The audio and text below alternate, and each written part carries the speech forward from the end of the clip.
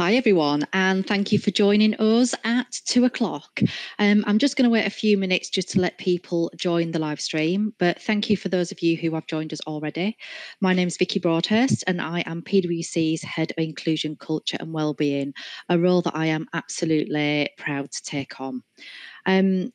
I can see there's quite a few just joining us now. We've got a great panel today, I have to say, and I can assure you we are going to hear some really fantastic, captivating personal stories and hopefully give you some advice and just wherever you are on the stage of this journey, whether you're at the start, whether you're in the middle or at the end, hopefully you will be able to take something from today. So let's just have a little look at how many we've got.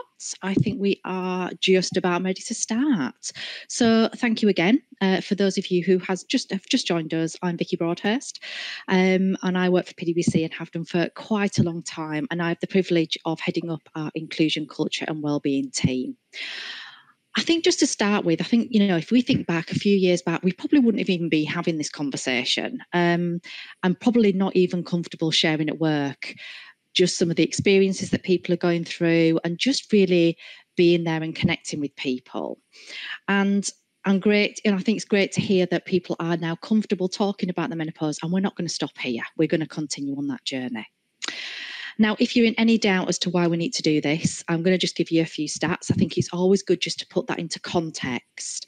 So according to Wellbeing of Women, which is one of our purpose partners, over 70% of women experience symptoms during the perimenopause and the menopause. And that can really impact quality of life. And if we think about up to 30% of those people will experience really severe symptoms. And that can be not just at home, but also at work, which that can be really confusing and it can be really uncomfortable for some people to then be able to talk about. And I think there's just one stat that I think when you actually take that into account is quite alarming just from an employment perspective, that 1 in 4 women do actually consider leaving the workplace due to their menopausal symptoms. So over the next 30 minutes, I'd like to really discuss with a fantastic panel a number of areas, a number of issues from premature menopause to how it impacts you emotionally and personally at work and at home, culturally what that means, and how can you get some advice and some tips to be able to manage it and also support each other. Stay tuned. I think it's also really great to be part of a community, but also let's try and give you some practical advice too. So without further ado, I'd like to introduce the panel to you, and I'm going to go to Cathy first, which I have to say Cathy has already done a session today on World Menopause Day. So thank you, Cathy, and I'll let you introduce yourself. Thank you very much. So I'm a founding clinician and menopause specialist with Peppy. Peppy is a digital health organisation that works with employers like PwC to bring trustworthy, safe, evidence-based information around menopause. I'm often described as a menopause enthusiast because I've worked for 30 years in the field of menopause, and my passion is to see people getting the best at this time of life. Fantastic, thank you. So 30 years is a long time. And have you seen a change, Cathy, as well in that time? Oh, absolutely. I mean, when I first started, I was obviously a lot younger than I am now. People don't talk about the menopause. It was very quiet. And even, in fact, just in the last 5-7 years or so, I have seen the conversation absolutely transform. 5 years ago, there were very few workplaces where you would have had people talking about menopause. Now it would be unusual if you were not talking about it. It may not be totally comfortable, but it would be unusual. So I really want to see that just expanding. And I think it's for the best. You mentioned the session I just came off. That was called Don't Fear the Menopause. And I think there's a lot of misinformation around menopause as well. And I want to bring in the accurate, good information. Fantastic. Thank you for being here then, Cathy. And Bav, let's pass over to you. Thank you, Vicki, and good afternoon to everyone joining us. So my name is Mistry and I am a manager in the People Advisory team at PwC. I'm based in Birmingham. So for me, I guess I see myself as a bit of a menopause advocate outside of work and inside of work. And it's really important that I feel that, menopause symptoms are recognised inside and outside the workplace, and also how people can support somebody that's going through perimenopause or menopause. some of the symptoms that I experienced at the height of my symptoms were more around the cognitive side than the physical side. So I think because these are quite profound for me, I'm really keen to kind of raise awareness and share my journey and experience of what I felt worked for me and the support that I received.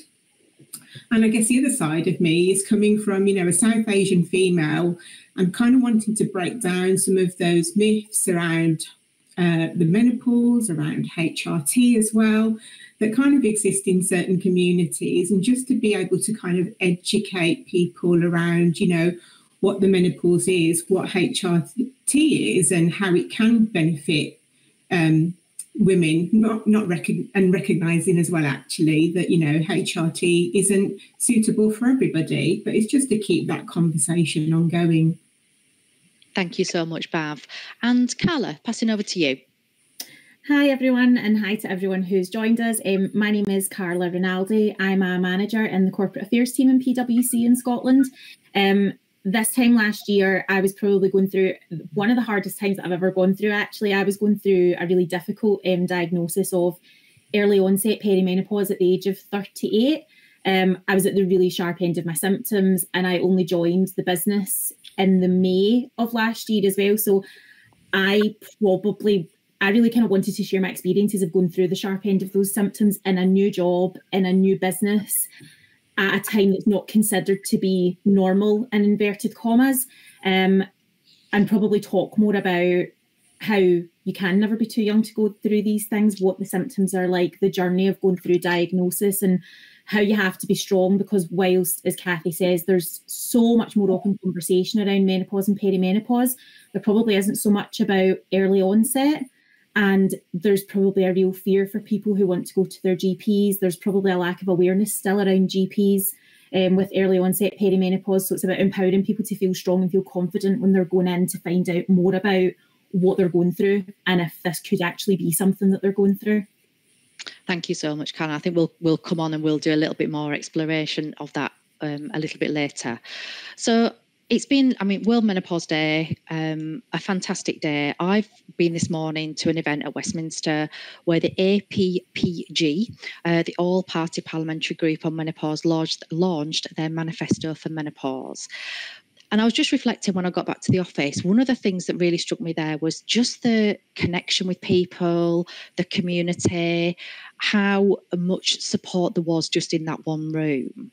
And again, just sort of reflecting back, people were openly discussing their own personal journeys, where they are currently today, what they found worked, what didn't work. And these are women that I've never met before. So that real sense of community really came through.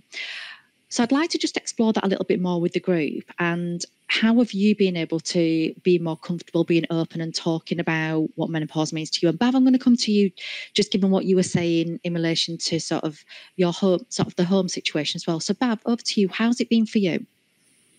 Yeah, so I think for me, it was recognising that I didn't have to go through this alone.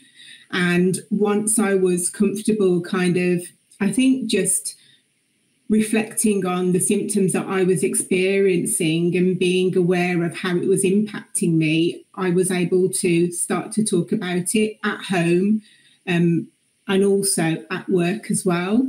So for me, I think being able to talk about it at work was a huge step in helping me with my symptoms. And as I spoke about at the start, a lot of my symptoms were on the cognitive side. So I'm talking about the brain fog, the lack of concentration, the memory loss. And it really did make me feel like, I wasn't up to the job that I've been doing for a number of years. So I think having those open conversations around, one, identifying, your symptoms, and also then being able to have conversations with those that you work with is really important, because what it meant for me was that I was able to actually let people know my brain just takes longer to process things these days, and a conversation that we may have had literally the day before, I won't be able to recall it off the top of my head like I used to be able to do. And at the start, I used to beat myself up about it, going, why can't I remember? Literally, I wrote this down. It was just yesterday. But actually, it's understanding that, there is more going on that links to the symptoms that mean that you don't perform at how you used to be able to perform maybe 5 years ago, 10 years ago, and that's okay. I think, again, it's, what I found is once I've started talking about it at work, it was then finding resources at work, I guess, which we're really lucky to have at where we work, that kind of signpost in terms of, where you can get support, who else you can link in with to talk about. And I think once you kind of know whether that's a friend circle that you've got outside of work, whether that's somebody in work, and you can start to talk to people and recognise that you're not actually the only one going through this, that it opens up so much more conversation and so many more channels of support. And I think it's just valuable to continue to keep doing this. And sort of about thinking about at work, how did you know where to look for that support? What sort of things would you sort of say really helped you at work? So I think at the onset of my symptoms from when they started, which was the middle of 2019, we had just started to really talk about the topic of menopause quite consistently. And I remember we had Dr. Louise Newson come in and do a talk. So that was that first sign for me that kind of put me in that direction of becoming interested in that topic and wanting to know more. And subsequently from that, we built out, a toolkit around the menopause and the resources. But then also it was me being able to, because we had Dr. Louise Newson come along to that talk, it was then kind of looking into, the Balance app where I can track my symptoms, on her website where there's information, reading just reading resources that are available, to you publicly, to everybody. So for me, being able to navigate what was available through work with external resources, which were also linked, helpful. And I think the fact that we have something at work, I think really helped me feel supported, that, this is something that is being talked about. And since then, it's just continued to evolve. And I think the toolkits that we have in place and the different channels of support that we have available now are a lot more varied than back in 2019. So one of the things is, the healthcare provider that we have through work, our private healthcare provider, we actually weren't getting any menopause support through them in 2019, but I know that's moved on today, and we do. We also have Peppy, and I know we've got Kathy from Peppy who will talk more around that. And I think one of the things that I've really seen that helps, that shows that we're, constantly moving, is we've actually now got this, where you can record menopause as an absence reason in our core HR system. So it's a step in the right direction that people are recognising, some of the impacts that the menopause can have on women in the workplace. Fantastic, thank you, Bav. And Carla, what's been your experience? I think probably slightly different, but slightly mirrored in what Bav was saying, because as I said, I joined the business when I was just beginning my journey in terms of going through my diagnosis and getting initial blood tests and everything. I was really going through all of my symptoms while I was trying to make an impact, trying to make an impression, coming into the business as, I feel old, but relatively young in terms of going through a perimenopause journey. And I just felt so kind of exposed in terms of, I would be sitting in a meeting, I would start going through a hot flush, I would be speaking to partners and the symptoms would come over me, and you would feel very, very exposed. And I think luckily I'm really, really fortunate to be part of a team that discusses things really, really openly, and they're such a supportive team. So the awareness among my friends and family and close colleagues while I was going through this was really, really fantastic. But I have to say it was largely among women who had gone through menopause and perimenopause at what's considered the more normal, and I hate to say that normal, but at the more kind of normal stage in life that you're considered to be going through it.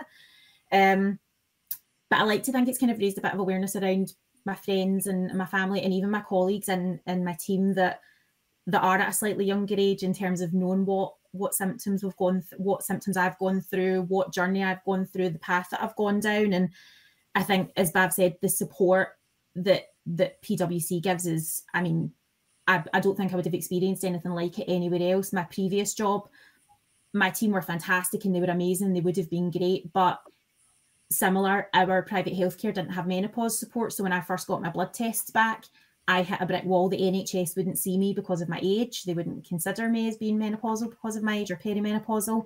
I couldn't get access to private healthcare to go through other tests. So I was looking at potentially shelling out quite a bit of money to find out what was wrong with me. But being able to have that conversation really openly with everybody on my team and to access the resources that we had at hand at PwC, that was a whole new world to me completely. And you said there, Carla, Kathy, I want to come to you. What is deemed normal, and what Carla's experienced and how she's had to deal with that? Is that something you see with others, and that sort of the normality and the normal age? So we know that the average age is somewhere between 45 for most people, although if you're Black or if you're of Asian origin, the average age will be a bit earlier. But we also know that 1% will go through menopause like Carla did under the age of 40. And at Peppy, where we have people accessing our expert menopause support, we see people across all ages, and we see people of different genders as well. You might be a trans man or a non-binary still experiencing menopause type symptoms. Yeah. So yes, at Peppy, we hear all sorts of stories from all sorts of people, and these are very classic illustrations of that. Yeah.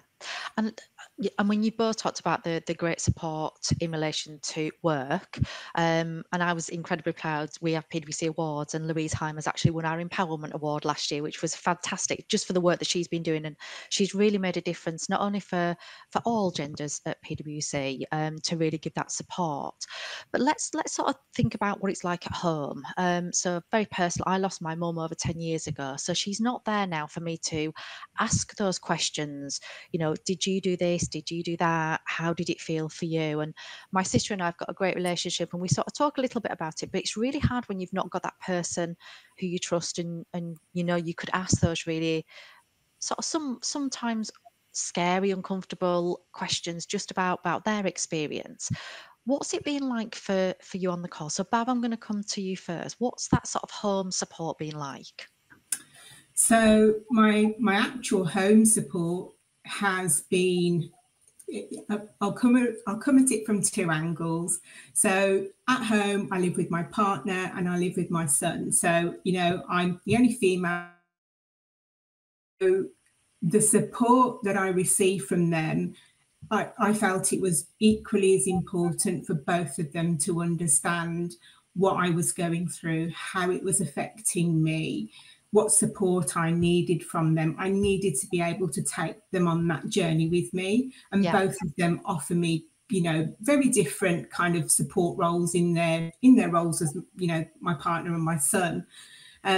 When it came to, you know, kind of leaning into naturally, you know, my mum, my older sister around menopause symptoms, what did they, you know, what worked for them? What did they experience?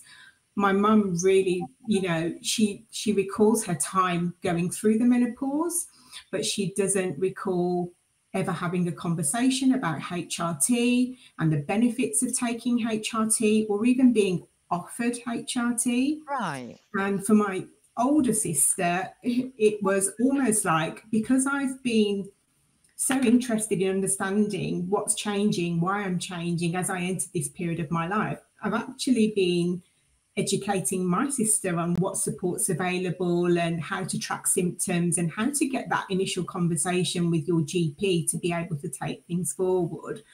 So I've really kind of like, where naturally, like you said, Vicky, I know you said your mum wasn't around, but for me, with my mum being there, she really didn't have any kind of experience that she could share with me other than recalling what her symptoms were and how they affected her. And I think I remember when I was younger, me and my sisters remember, you know, my dad mum coming back from the GP when she'd been diagnosed, if you could call it that, with menopause, and my dad just saying, look, we need to give your mum a wide berth, you need to support her, you girls need to behave, because she's going through this phase. And when I reflect back on that now, I'm like, you would never think that now, in today's day and age, people are just left to kind of crack on with the menopause. This is a period of your life that you'll eventually come out the other side, and it's just one of those things. But it absolutely isn't. And for me, just navigating through the onset symptoms, which for me come on very suddenly. Like Carla, yours came on after you came, I think you said you came off the pill. For me, I had the coil removed, and that was masking a lot of my symptoms. So to have them all come on all of a sudden was, it was a great shock for me. So I think inside of work and outside of work, I still do try and talk about a lot around, the support that's available publicly as well. And also, how you can start to identify those symptoms, especially for women, in that South Asian community. I think representation matters. And the more that I talk about it, hopefully there are more women out there that will also be able to, relate, whether that's because of, my personal situation or whether that's because of my culture.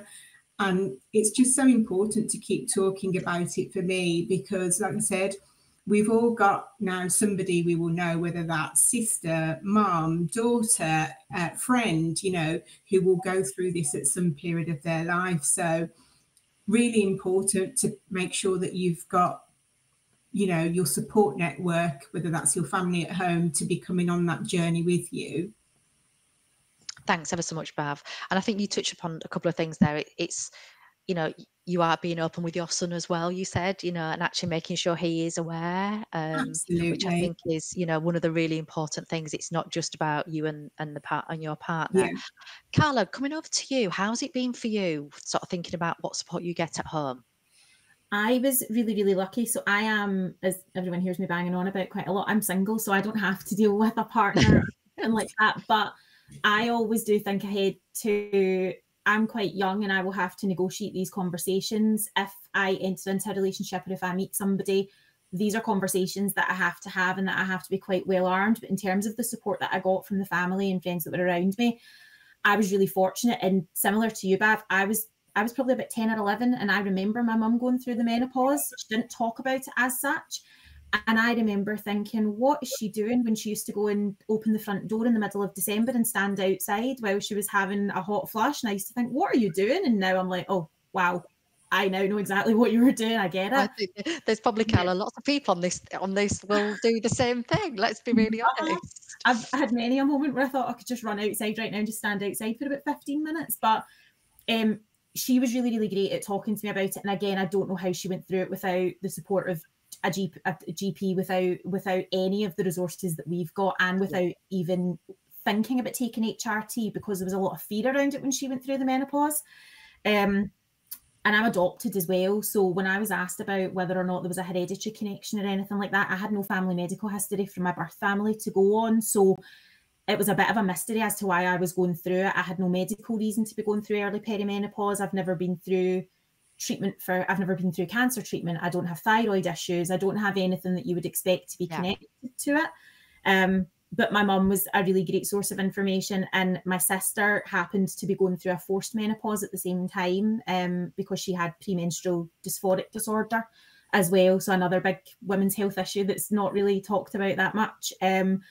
So we were kind of going through things at the same time. So it was really great. She was a few steps ahead of me. So I had a lot of information from her. She was pointing me to other resources outside of what we had access to at work, which was really fantastic. But going through my diagnosis, the support I got from Peppy was just, absolutely second to none. I would say this to Kathy, the team that you guys have got is fantastic. The consultants, the nurses that I spoke to, they pointed me in the direction of my anti-malarial hormone test that would have cost me an absolute fortune otherwise. I accessed them for free. They talked me through going to AXA, what to say to them about getting a proper medical diagnosis for being under 40, which was a path I would have never, ever thought to go down. And I was at the sharp end of my symptoms. So I had a lot of the same cognitive symptoms that Bav had talked about. Yeah. My depression and anxiety, and I have never suffered from mental ill health in my life. That hit me like a ton of bricks at this time last year. So I was really lacking the confidence to go and fight my GP, or not fight my GP, that sounds really aggressive, but to go and challenge my GP to say, no, I'm not too young, you still have to look at this, or to speak to AXA and be confident in where I was going with it. So the team at Peppy just literally held my hand through the entire process, and that was probably one of the biggest supports that I had through the whole thing. But I had my family to fall back on, absolutely no doubt about it, and they were fantastic as well. Thanks, Carla. And Kathy, just sort of coming to you, what support is out there for people? So if people are listening to us today, what advice would you give them?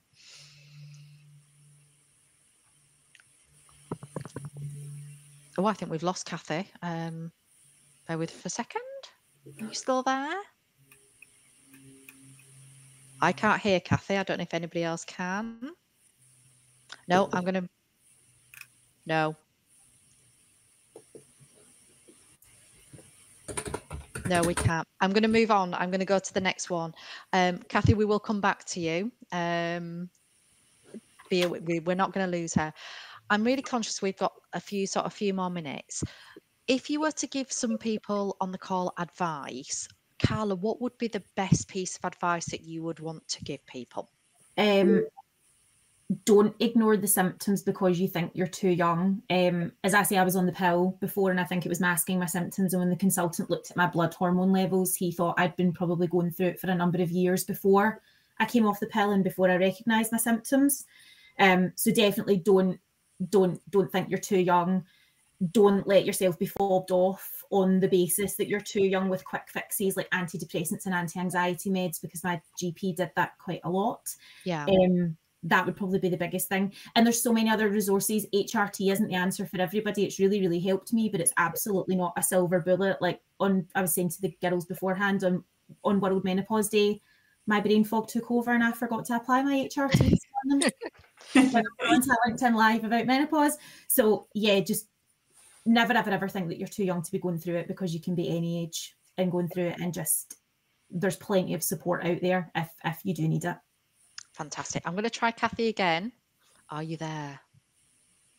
No, you're not there. No, I'm going to try. No, I'm going to go to Bav. We will come back to you, Kathy. Do not worry. Bav, what would be your sort of, if you were to say to people on the call, what would it be that you would really want to get across?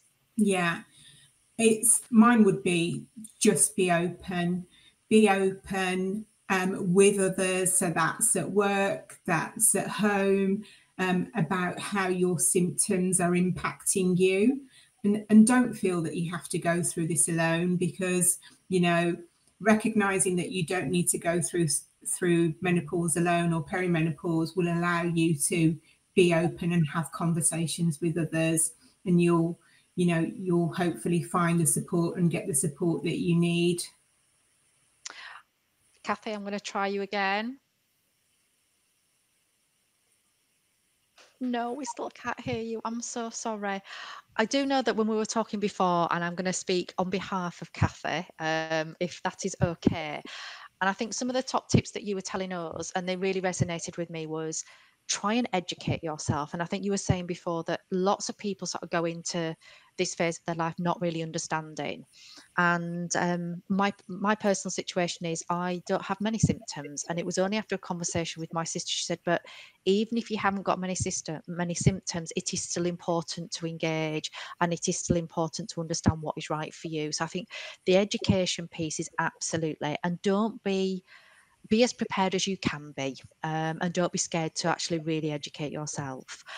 The other thing that I remember Kathy telling us was think about your options. What options are there? So what treatment is available? Explore what is there for you and ask questions. So Carla, just when you said about, don't take it, just keep going and keep talking to people and really understand it.